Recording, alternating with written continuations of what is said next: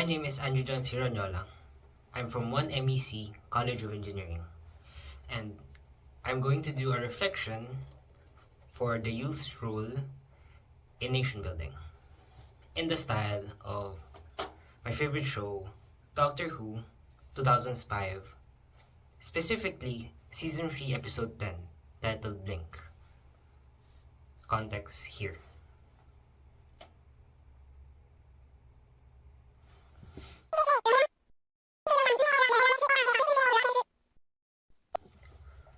Okay, I already seen the manuscript of our conversation, and I'm going to read what your first question is, which is what issue would I like to address? Well, the issue currently on my mind is the protest during People Power Revolution for September this year. Yes.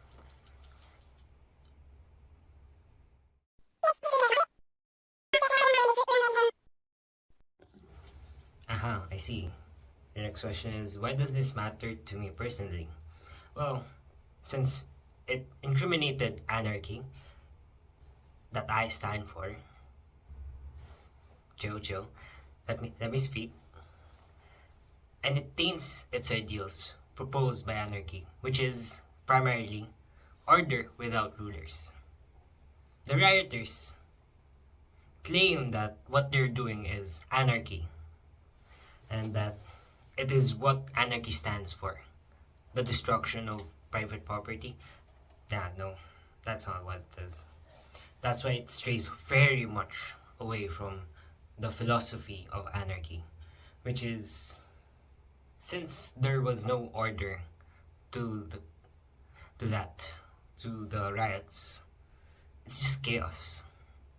That's not the, the ideal of anarchy, because it is self-sufficiency at its most basic level.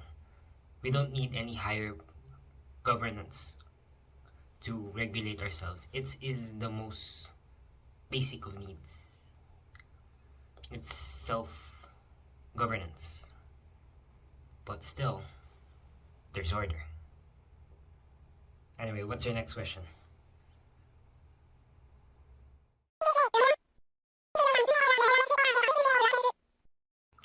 Okay, I see your next question has come in. Okay, let me check. Okay. As a young Filipino, how do I see my role in helping address this issue? Yeah, that's a good question. Well, it's very simple though. To weed out the lies and misinformation being spread in and around this topic, including the non-spread of this information, because there is a lot of silence regarding this topic. As you can see, it's just covered by a few topics, and you could already see the weird aura around it, that they're very quiet about what happened. Additionally, I'd like to find the truth in that situation. What really happened, instead of just relying on what they said, because it's weirdly lacking. It's not detailed. And additionally, I'd like to educate the people who are unaware of the true ideals of anarchy, which most people think anarchy is just chaos, which is absolutely not. Anarchy is self-governance, and people rule themselves. It sounds like chaos because there's no one in charge, but the whole collective is in charge. It's primarily just democracy. People governing people, not people being governed by one individual. Everyone obeys everyone else. There's still morals to be followed, which is set by everyone else. That's true anarchy. Yeah. Anyway, sorry for the short tangent, but I might not have elaborated on what through the ideals of anarchy is, so I'm gonna add it here. Anyway, let's see what's your next question.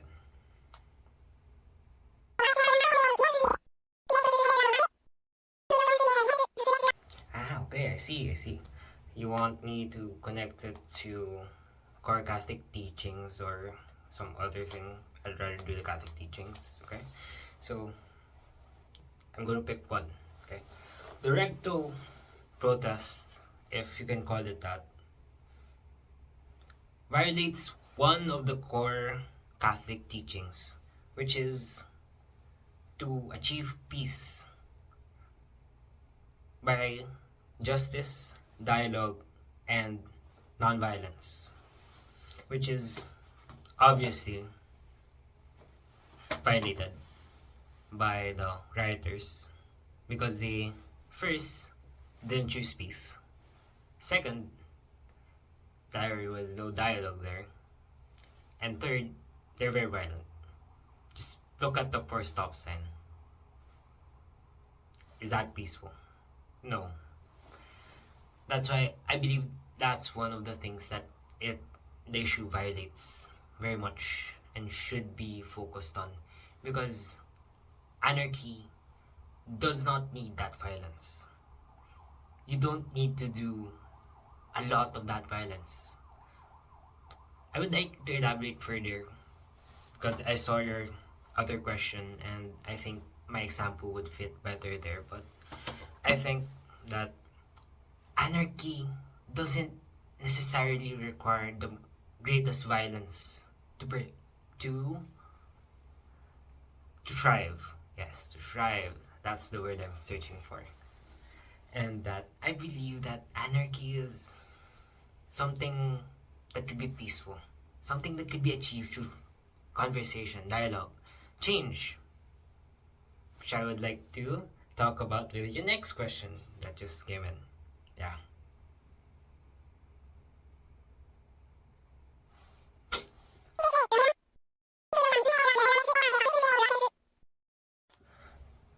Oh wait, no, sorry. I read two ahead. It was the last. I was going to give the example on the last question. But this is also good too. Reflecting on Mark Wilson Jewell's legacy. What small but meaningful action you can take online or in the community? Well, actually I have a few that I could give. Primarily, the education of anarchy, of course. Because through my heart, it is very much my ideals. The self-governance by the people for the people, rather than being governed by just a select group of individuals. Given the state of our government, it is very much more appealing than that. But for online, I would share the few outlets that actually cover the incident in depth and in detail. And I would double check and fact check if they are actually correct or just spreading misinformation or scaring other people. There's a word for that. I forgot the word, but they're just fear propaganda, I guess. I can't find the word. They're propagating fear through their news site. And I would share the actual things that happened, the casualties, possible casualties. Because given that the government says there was no casualties or no injuries whatsoever, the media that covered it begs to differ. I could share a few, maybe, if it cuts to that, then it will. To show a few pictures, yes, here. Next slide, maybe. But yeah, I would share, comment, react, so that the algorithm shares it more to other people, to my friends, to my family, so they're informed. And I would also share a bunch of real anarchy ideals and how to educate people regarding that. Yes, it's very lacking in information and education regarding true anarchy. Weird. Anyway, now this is the good question.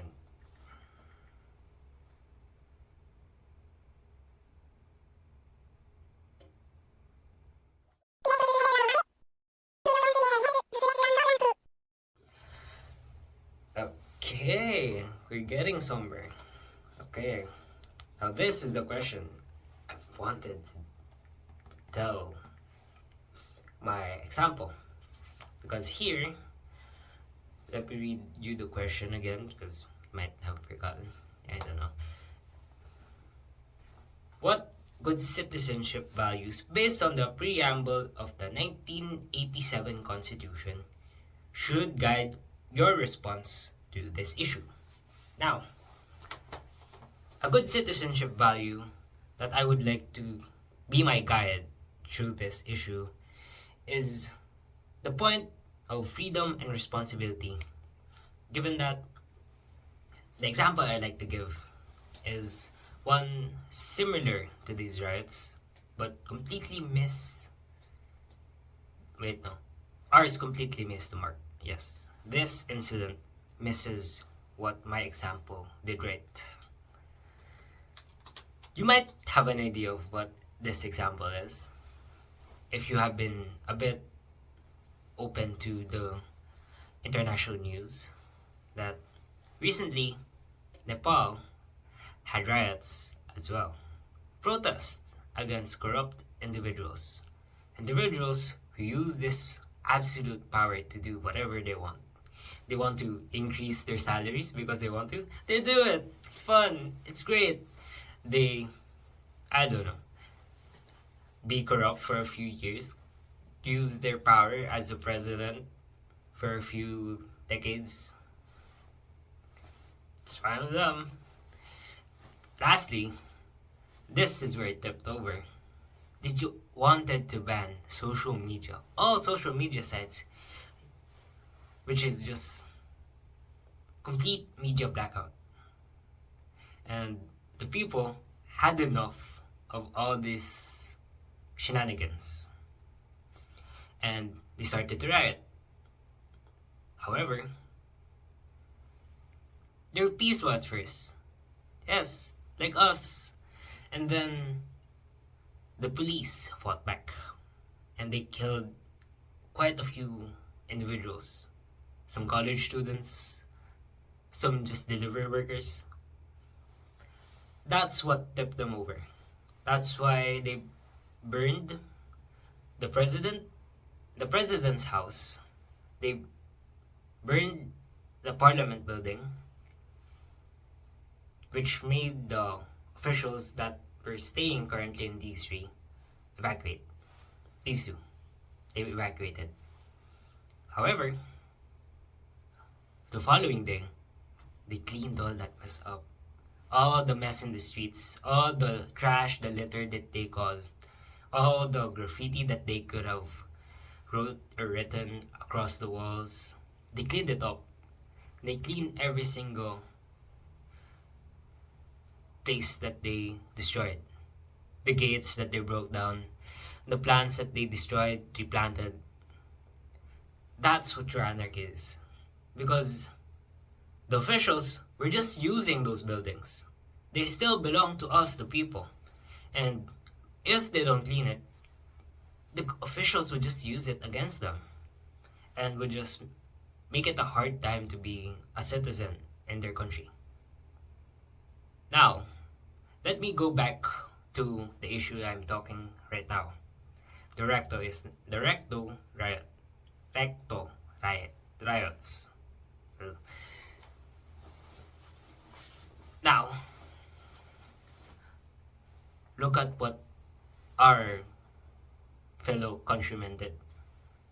They burned a hotel building. They burned a bed on the street. They broke stoplights. For what? The question is, who does it affect? Does it affect those in absolute positions of power, like presidents, senators? No, it doesn't. They don't even use most of those. Maybe the hotel, but the stoplights, they don't walk. They always go on cars. They have a lot of bodyguards. They don't need stoplights. They don't use stoplights. How does that affect them? It affects primarily us, the citizens, the people who paid for that, the people who walk every day have to now walk without stoplights with the worry that we might get hit. That's why it's absolutely weird how they claim that's the same thing. That what they intended there, the destruction that they caused, is the same as what the example that I gave. Which is just blatantly wrong. They're trying to emulate something without actually understanding what they're doing. They're trying to do something that, frankly, is just too early. Because we have a president that is open to dialogue. And I don't know about the senators, but we have three that do listen to dialogue. So that's a great start. Unless the Nepal doesn't have a bunch of those. So we still have a chance for peace through justice and dialogue. We don't have to use force like Nepal did, because we still have open dialogue. They still haven't crossed that line where we have to be violent to reach this change. They're open to change. Some are. I don't know about a few senators, but let's not talk about that much. Because yes, given that, we still have hope. Unlike Nepal, we still have hope for a peaceful solution to this conflict through this freedom that we may do. And we still have that responsibility to keep those people in power, those people with absolute power, in check. I believe we still can absolutely keep them in check. We don't have to resort to anarchy just yet. But what they did was not anarchy. That's the long and short of it. That's how I feel about that. That's why I use freedom and independence. Responsibility. Freedom and responsibility to guide me through this issue. Yeah.